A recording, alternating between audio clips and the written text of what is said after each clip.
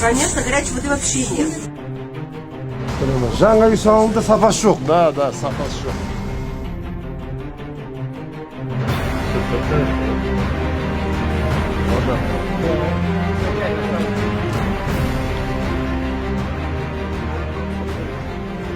Сіздердің сапаларыңыз, міне сіздердің сапаларыңыз. Светомузыкамен жүрмеңіз ағары. Они-то в чем виноваты? За 15 миллионов тенге купил квартиру, теперь на 5 миллионов еще раскошелился и делает ремонты, которые должны делать эта фирма. Все эти моменты мы можем устранять без СМИ. Кто является именно по канализации? Почему вы отворачиваете? Теперь кто решит, кто ее жилу было? Нас интересует КСК не должен устранять недочеты застройщика. Застройщик изначально некачественно построил. Осы А істеп береміз деп айтуға емессің.